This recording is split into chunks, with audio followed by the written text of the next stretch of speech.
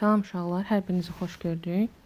Bugün biz sizinlə çoxluqlar bölməsinin həm birinci bölməsində, həm də ikinci bölməsində ətraflı yazılı cavab tələb olunan tapşırıqların həllərinə, həm də nisbətən sizə daha çətin gələn məsələ həllərinə baxacağıq.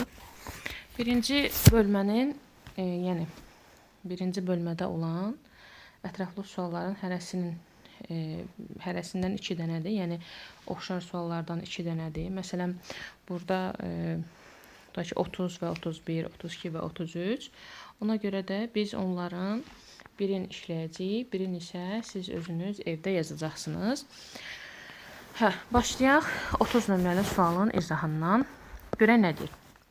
Deyir ki, m çoxluğu 5 kiçikdir n kiçikdir 10 bərabərsizliyinin bu m çoxluğudur. Deməli, bu bərabərsizlik üçün həlləri yazaq. 6, 7, 8 və 9. Sonra deyir ki, n çoxluğu isə 6 kiçikdir n kiçikdir 12 bərabərsizliyinin deməli, natural həllər çoxluğudur. Deməli, 7, 8, 9, 10 və 11 və 11. Yəni, deyir ki, enerven diaqramında göstərin. Bura m-dir, burada n-dir. İndi uşaqlar fikir versək, burada 7, 8 və 9. Deməli, m və n çoxluqları içərisində var. Ona görə də burada 7, 8, 9 yazacağıq. Yalnız m-ə 6, yalnız n-ə isə 10 və 11 qalacaq. Buna uyğun olaraq digər sualı siz özünüz işləyirsiniz. Keçirik 32 nömrəli suala. Enerven diaqramına əsasən A və B çoxluqlarını yazın. Birincidir, yazın. İndi biz bunu yazmalıyıq. İndi yazaq. Görək hansısa A-da nələr var, B-də nələr var. Deməli, A çoxluğunda yazaq.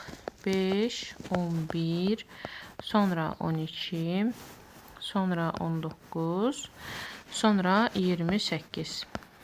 İndi B çoxluğunu yazaq. Deməli, 6, 8, 9, 6, 8, 9, sonra 12, sonra 17, sonra 18, sonra da 28. Deməli, 1, 2, 3, 4, 5, 6, 7, 8, 9, 10, 11, 12 element olur.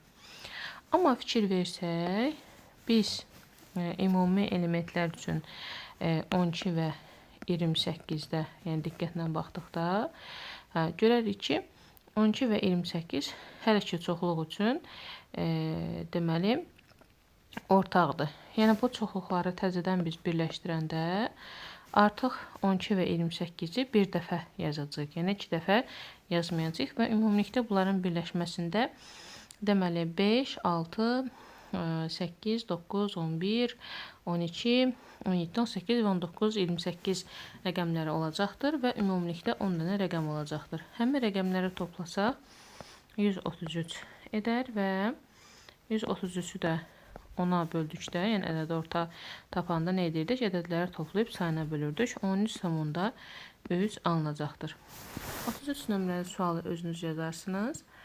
Keçək 34 nömrəli sualın izahına.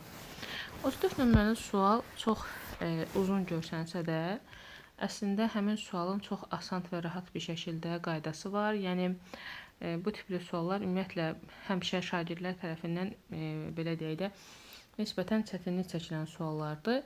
Amma onu da deyək ki, həmişə belə yəni uzun sualların çox asan və qısa bir yolu olur.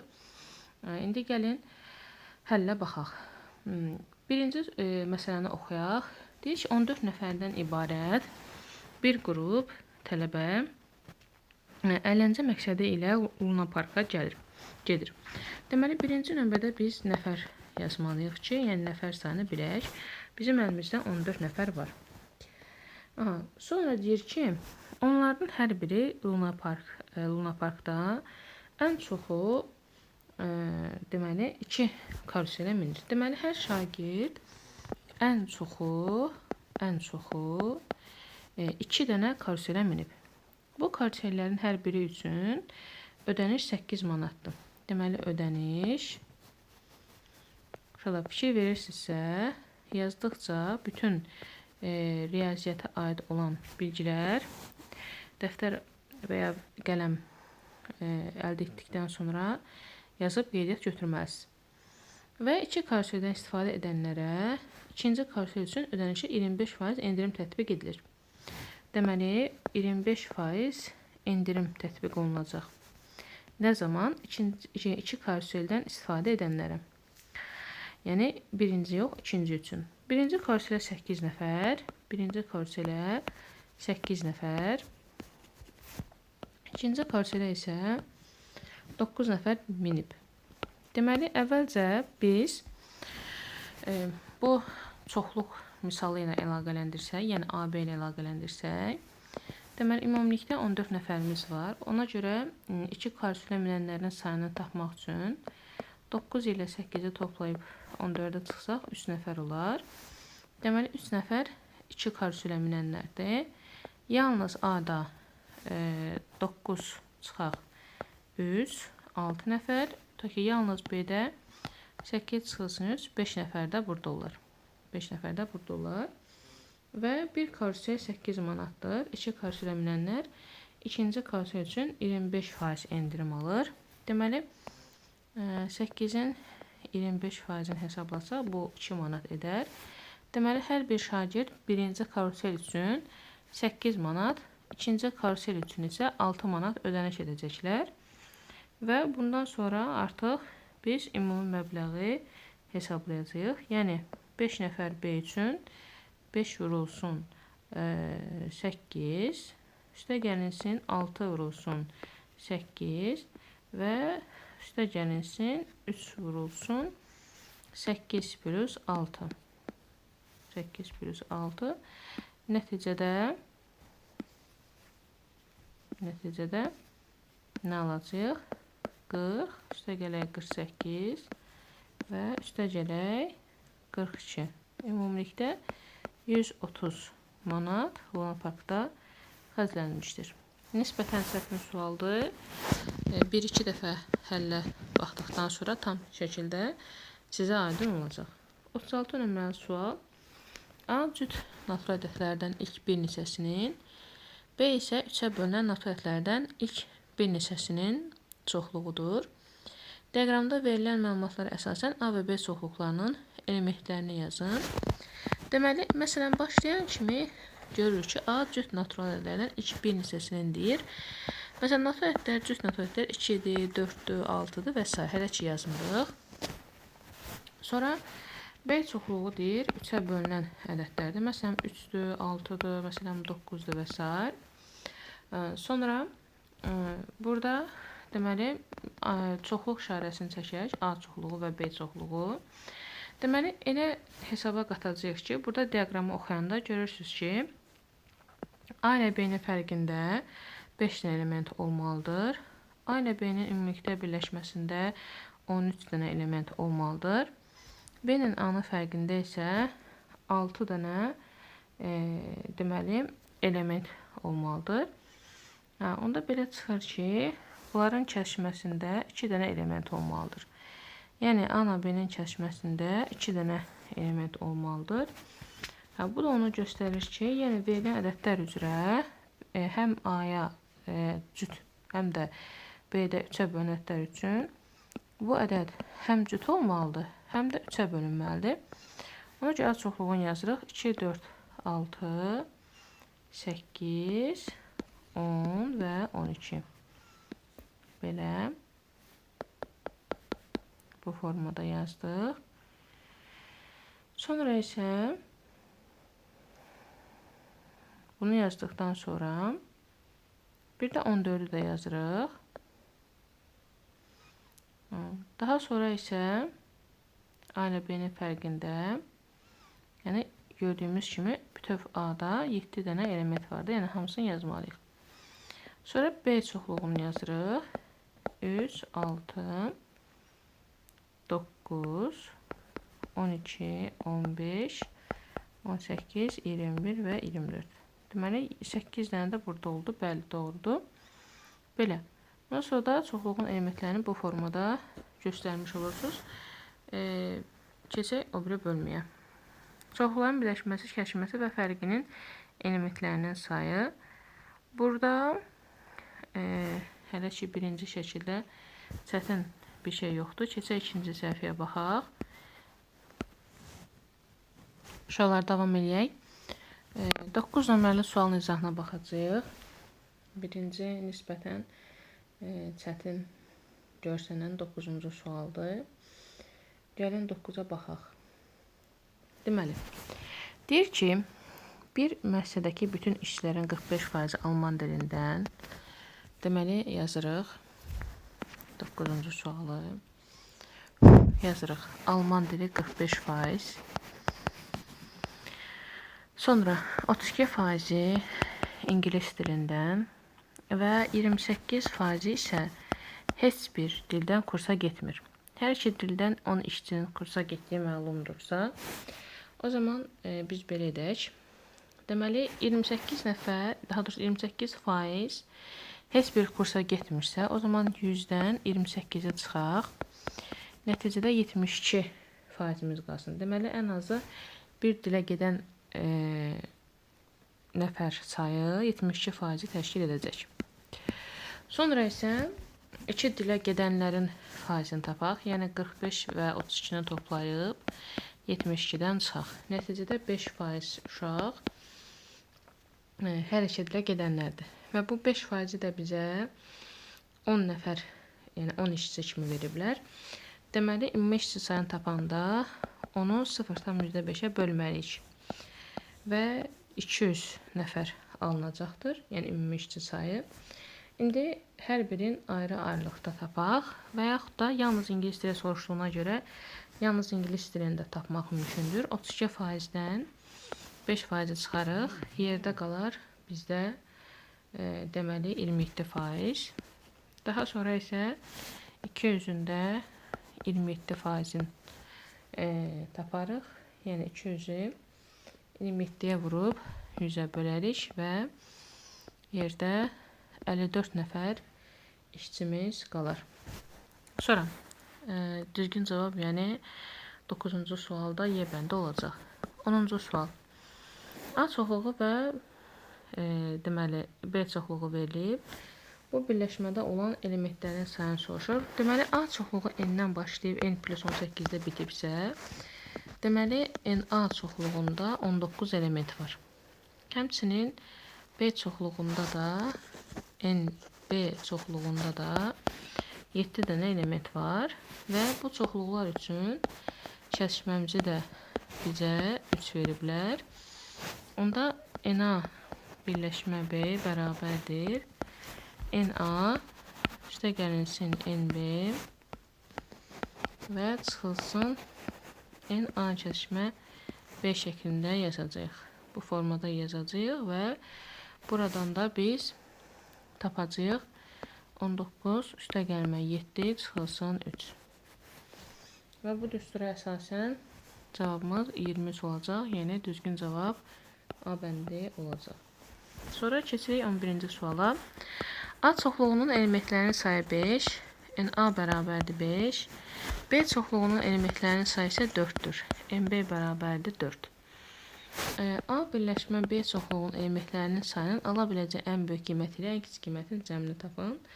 Bu birləşmə üçün elementlərin sayı nələr ola bilər və yaxud da kəsişmə nələr ola bilər? Əsas məsələ onları bilməkdir. Deməli, əgər A çoxluğunun elementləri sayı 5-dirsə və B çoxluğunun elementləri sayı 4-dürsə, o zaman bunların birləşməsində ən çox 9 ola bilər. Kəsişməsində isə, daha doğrusu birləşmədə isə ən az 5 element ola bilər və bunların cəmi, yəni bütün mümkün cəmi ümumilikdə bizə 14-ü verəcək. Yəni 14-ün belə deyək də cəm olaraq cavabını alacağıq. Sonra keçək 12-ci suala. 12-ci sualda görək nə deyir? Bizə deyir ki, bir sinifdə, deməli uşaqlar, bunu Eylül diaqramı ilə işləsək daha yaxşı görə bilərik. Burada A, B, C yazırıq. Deməli, cədvəl üzrə yerləşdirmə aparsaq, həm musiqi, həm də şahmat. Tutaq ki, indi bunu başqa hərflərlə göstərək, M-ilə göstərək ki, biraz işimiz rahat olsun. Musiqini M yazaq, idmanı I yazaq, şahmatı da Ş yazaq. Həm musiqi, həm də idman üzrə 4 nəfər var. Həm idman, həm də şahmat üzrə 3 nəfər var. Həm musiqi, həm də şahmat üzrə 2 nəfər var. Deməli, artıq burada 6 nəfər varsa, musiqiyə 6 nəfəri yerləşdirəcəksiniz. İdmanda 7 nəfər varsa 5 nəfəri yerləşdirəcəksiniz. Şahmatda 5 nəfər varsa 7 nəfəri yerləşdirəcəksiniz. Burada eləyəcək 12, 15 və nəyi soruşur? Bu sinifin neçə şagirdi dərnəkdə iştirak edir. İndi ola bilər ki, məsələn, burada 4 nəfəri məsələn, ta ki, hər üçündə belə deyək də, ortaq olaraq bu hissəyə də yaza bilərik, əgər hər üçünə aid edilsə. Yəni, bu formada Euler-Venn diaqramına yerləşdirəcəksiniz və hansında, belə deyək də, şagirdlərin sayı, yəni ən çox neçə dərnəkdə iştirak edən şagirdlərin sayını taparaq cavabı hesablayacaqsınız. Və yaxud da, məsələn, cüt-cüt iştirak edən şagirdlərin sayına görə, tutaq ki, musiqi və idmanda iştirak edən şagirdlərin sayını 4 qəbul etsək, sonra idman və şahmatda iştirak edənlərin sayını 3 qəbul etsək, yəni cədvələ əsasən və musiqi və şahmatı 2 qəbul etsək, yenə deyirəm cədvələ əsasən, onda birinci növbədə 12, üstəgələk 12, üstəgələk 12 yazarıq. Buradan isə 36 nəfər olar və burada biz 36 nəfərdən həmin o 4 üstəgələk 3 üstəgələk 2, yəni qoşa idman həm musiqi, həm də musiqi, şahmat və s. idman yarışlarında həmçinin musiqidə iştirak edən uşaqların sayını çıxsaq, o zaman 36 çıxılsın 9, 27 nəfəri almış olarıq. Yəni, bu formada da işləyə bilərsiniz. Sonra, indi gəlirik 14-cü suala. Görək 14-cü sualda nə deyir bizə? 13-cü sual asandır. Orada hazır düsturla işləyəcəksiniz və yaxud da ki, Euler-Venn diaqramı vasitəsilə də baxa bilərsiniz. Məsələn, A və B çoxluqları yazarsınız burada 13-də. Daha sonra bura yerləşdirərsiniz. Məsələn, A ilə B-nin kəsişməsinə 2 nəfər, A ilə B-nin birləşməsi ümumilikdə 10 nəfər, yalnız B-də 7 nəfər yazıb. Daha sonra isə deməli, bir nəfəri bu hissəyə yazmaqla elementlərinin sayına görə A çoxluqlarının elementlərinin sayına görə yaza bilərsiniz. Və yaxud da ki, məsələn, birləşmədə ümumilikdə 10 dənə element var, kəsişmədə 2 dənə element var.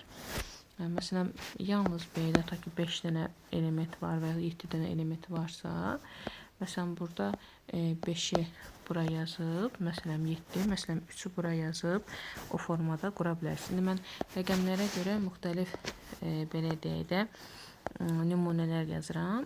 Amma tapşırığımızın həllinə əsaslanan misal üçün, ümumilikdə verilən misalda 10 nəfər varsa, o zaman A ilə B-nin kəsişməsində 2 nəfər varsa, B elementi 7 nəfərdirsə, deməli, yalnız B-də 5 nəfər var və daha sonra isə, deməli, burada 7 nəfər varsa, yalnız A-da 3 nəfər var və ümumilikdə ENA çoxluğunda 5 nəfər olmuş olacaq. Sonra növbəti suala baxaq. 14 nömrəli sual. ENA çoxluğuna bir x desək, tutaq ki, o zaman MB çoxluğu, məsələn, x plus 1 olar. NC çoxluğu isə x plus 2 olar. Çünki A-nın içində onlar B-nin içində var, B-nin içində onlar A-nın içərisində var. Və bunların hər üçünün cəmi biz 27-yə bərabər götürsək, buradan 3x-ı 24-ə bərabər etmiş olarıq. X-i isə 8 tapmış olarıq ki, A-nın qiymətini də 8 götürmüşdük. Belə eyni qaydanla, yəni eyni prinsiplə digər məsələləri də işləyə bilərsiniz. Bir də sizə bir ipucu verək ki, əgər məsələ və misal həllərində əgər A çoxluğu B çoxluğunun alt çoxluğudursa, B çoxluğu da C çoxluğunun alt çoxluğudursa, o zaman A çoxluğu ilə B çoxluğunun birləşməsi B-yə bərabər olur. A çoxluğu ilə B çoxluğunun kəşməsi A-ya bərabər olur. B çoxluğu ilə C çoxluğunun birləşməsi C-yə, B çoxluğu ilə C çoxluğunun kəşməsi B-yə, A çoxluğu ilə C çoxluğunun birləşməsi C-yə, A çoxluğu ilə C çoxluğunun kəşməsi isə A-ya bərabər olur. Yəni bu qaydaları 15-ci sualdan ta ki 26-cı suala qədər işləyəcəksiniz. Yəni həmin qaydalara əsaslanacaq. Və burada deməli növbəti səhifələrdə olan tapşırıqların izahlarını isə növbəti video dərsimizdə verəcəyik ki, video çox uzun olmasın. Sağ olun. Növbəti video dərsə qədər hələlik. Kanala abunə olmağı və dostlarınızla dərslərimizi bölüşməyi unutmayın. Sağ olun.